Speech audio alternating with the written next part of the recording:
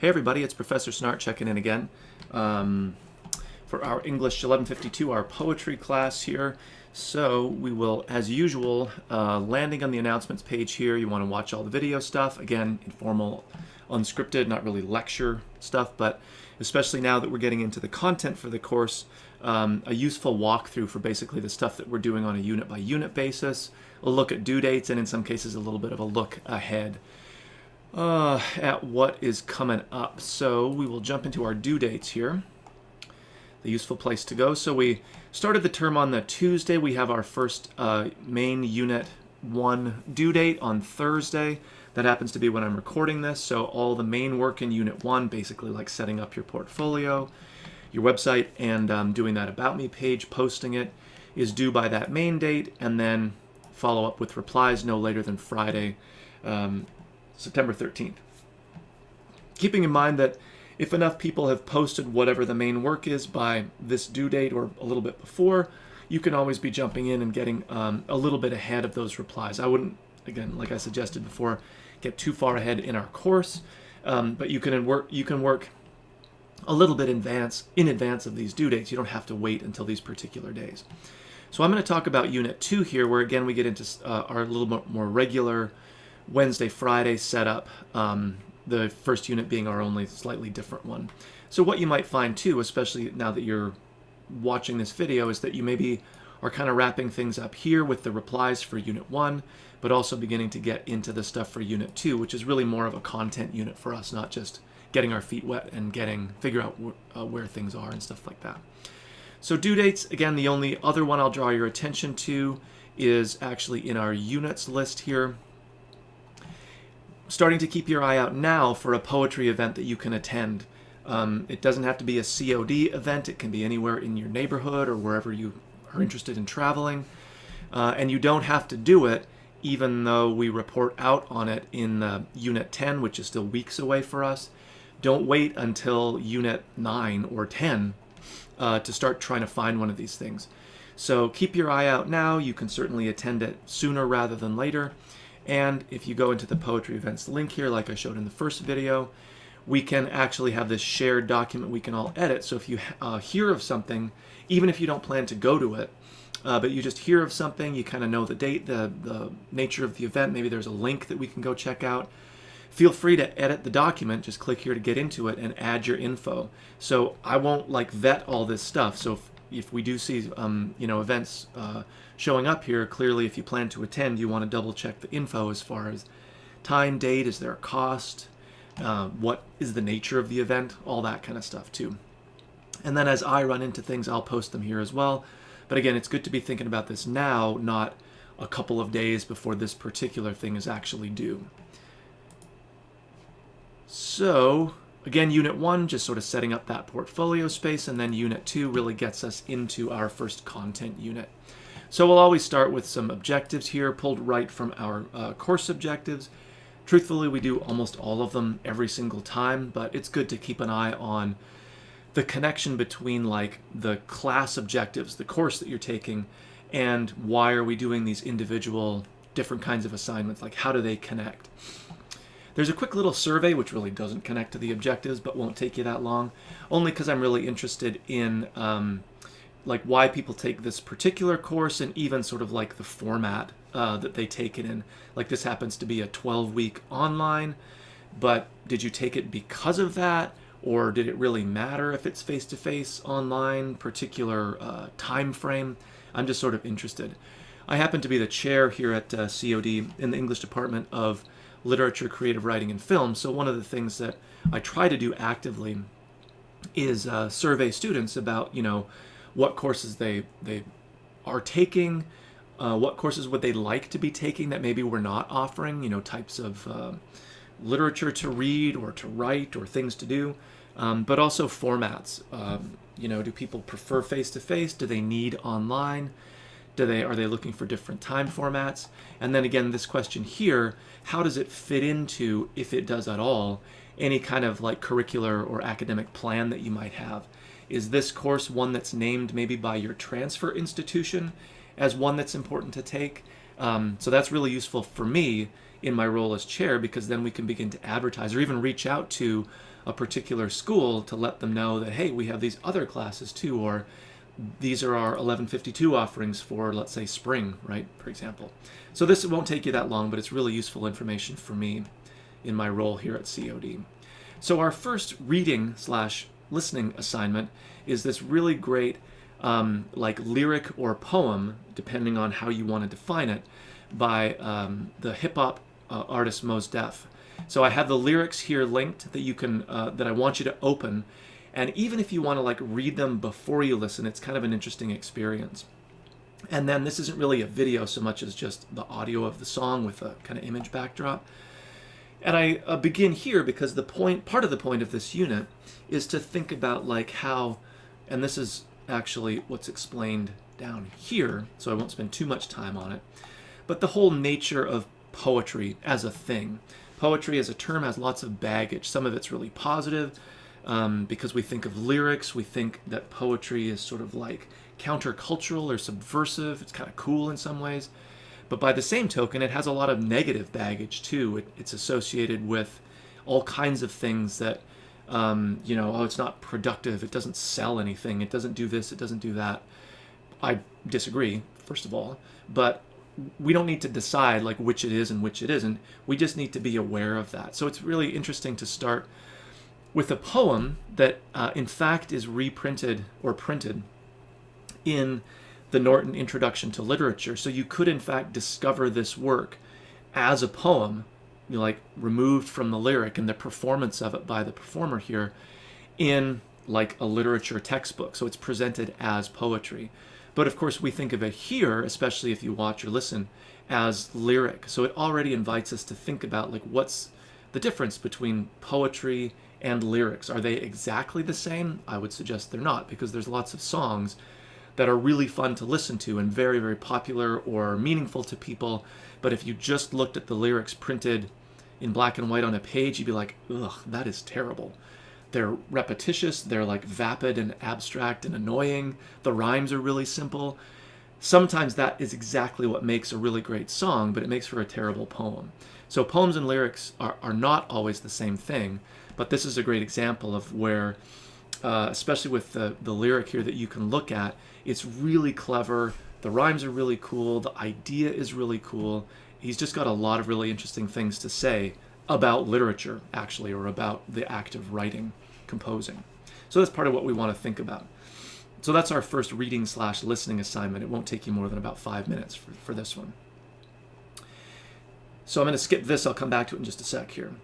So I think the most interesting assignment for this particular unit is this poetry Padlet. So Padlet's a digital tool that I love to use. We'll probably use it a couple times throughout our course. It sort of looks like this, embedded in our class here, but it's actually something that you're going to access on your smartphone. This is meant to be a mobile assignment, so you're not sitting at your computer Googling stuff and doing it that way. So you're going to want to open a browser on your smartphone, whatever the native browser is. Go to this link, this URL, and it will take you to basically this like digital corkboard is how I like to think of it. And there's a little plus button that you can see down here in the bottom. I think you can also actually tap on any blank space to do a post. So what we're going to do is you'll visit this URL at some point between like now or whenever you're reading the assignment and when it's due, and try to take a picture out there in the actual world as you're living your everyday life. So like a real mobile assignment. You're not sitting at the computer finding something or Googling something, of poetry that's out there in the world. Again, sort of speaking back to this idea that poetry is both really, really marginal. Like if you asked the average person, do you read it? Do you write it?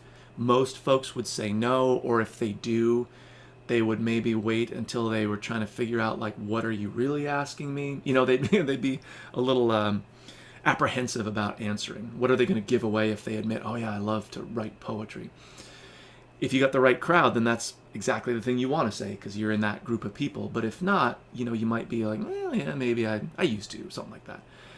And yet, on the flip side, I would suggest that poetry is everywhere around us, even though we think of it as this kind of marginal, weird thing that maybe you do in college as an experiment. But anyway, That's all explained at length here, so I won't belabor it too much. But I want to stress that this is mobile, so you're doing it on your phone as you live your regular life. You're not necessarily searching this out actively or setting aside 10 minutes to sit at the computer. And we want to find actual words out there in the world. This is not finding something that you think is poetic in some abstract sense, like two people holding hands or a picture of your family. Okay, those are meaningful, great, but that is not what we're doing. We want to find words arranged in actual space out there. As you begin to look for this, you'll be amazed at where it's everywhere. Keep in mind that this does not have to be stuff that is presenting itself as poetry, but it works that way. It's words arranged in a particular way in some space, whether it's digital or usually print or some physical space, using that sort of intensity of language. So it can't be just prose, right? It can't be like a sentence. That's not poetry. It needs to have some sense of like line breaks or graphic organization going along with it, some visual organization. And it needs to be like actual words, right? Keep in mind then, this needs to be like in a public place, more or less, like out in the open. So you don't want to pull your English textbook off the shelf and find poetry. We already know it exists there. You don't want to take a picture, again, of something just with sentimental value and say, this is poetic. That's not what we're looking for. And so, again, hopefully this doesn't happen, but I see it fairly regularly. There's going to be examples potentially of exactly what I'm saying not to do. That's really, really distressing to me because A, it means that not only have you not really read this stuff, like you haven't attended class, but now you're trying to do the exam, but you also haven't watched this, where I'm really not saying anything new than what's here, but I'm emphasizing it like almost I'm annoying myself at this point, if you know what I mean. So when I start to see like wrong examples, that's like really frustrating, to be perfectly honest. Again, it's like not attending class at all, showing up on the midterm day and hoping for the best. It's not going to work out. And you're not going to get a redo because like that's not fair to the rest of the class. Okay, so that to me is like the fun assignment that we're doing, trying to discover poetry that's out there in the world. It's all over the place, even though we don't necessarily realize it, okay? The more practical assignment is the one that's actually just above it. We're going to do a poetry terms collaboration. So it's a shared slide deck, which means that if you follow this link, you'll be in the slide deck that I've embedded in our class here. We're all going to be working in the same space, so be careful not to adjust the formatting of the whole thing or erase other work or do something weird like that. Just be careful is all I'm asking. So throughout the slides, you'll see a bunch of terminology related to poetry or sometimes literature more generally. Your job is to find where is it? Here it is. Find two terms that haven't been defined yet as you're accessing the slide deck, and then provide some definitions. You can, do some research about definitions. I really want you to put that into your own words so that you are coming to your own understanding of that dictionary definition that you might find. But at the same time, make sure that if you did consult a source, you provide what that was. Even if you're just paraphrasing it, we understand that. So you're not going to cut and paste like a verbatim definition. You need to process it through your own mind to come to terms with like, what does this actually mean? How would I say this if I was going to explain the concept to somebody else? Some of the words will be familiar to you. Others will be probably totally new. Some will be somewhere in the middle, like you might have heard of it before but never really thought of an exact definition. As I'm looking at this, there's a couple of examples that people have put in. Make sure that you add your name. I would even ask for maybe a last name just in case we have multiple of the same people in our class here. And again, it behooves you to get in early so that there's more availability of terms to define. The other thing that you're going to find is that as people add, that's a funny one. It's not quite a metaphor, so I would actually review that. But anyway. The slides can get a little cluttered as people add stuff. So the only change that I would suggest that you make if you need to is add a new blank slide, and if you want to do juxtaposition, you just grab the term from here where it's maybe getting too cluttered after people add stuff and put it on its own slide space. Just don't adjust the overall template of the thing, or like I said, inadvertently write over somebody else. So make sure your name is on there so I can grade it. And then obviously build out a definition in your own words, but referencing any other resources that you might have used to find that definition. And then you also, per the instructions, want to provide an example or two of the thing that you're defining. So again, not like super creative here, but a really good opportunity to build our vocabulary for analyzing poetry, for discussing it or talking about it in the project work that we're doing, and also the replies that we're using. So this is a good example of building a kind of set of terminology that I'll be looking for application of in the work that we're doing for the class. This isn't something that we do in Unit 2 and then we never think about again. This should really inform all of the work we do, because obviously it's going to apply to all of the stuff that we're doing as far as our analysis of and creative work with the poetry we're reading for our class. Okay, so we have our first reading assignment, quick survey up here, first reading/listening assignment, the poetry terms collaboration that will happen in the slide deck. Notice that there is a discussion board feature here. The discussion board posting that you're going to do is just naming the terms that you defined, and the only purpose of that is that it lets me kind of connect the work directly to the Blackboard gradebook. So you're not really redoing anything, you're just cutting and pasting the terms. What it does do, though, is let us use the reply feature, where I would go in, see that somebody defined symbolism, I would go and actually see it right on the slide deck, and then I would use the reply feature to reply to that definition and example. Maybe it's a term that I'm learning, or I'd never thought of examples that way, or I knew the term but I'd never had it defined as clearly before, right? Whatever the case might be. So you're doing your own work in the slide deck, you're doing your own quick post in the discussion board, but then we do have a reply feature set up.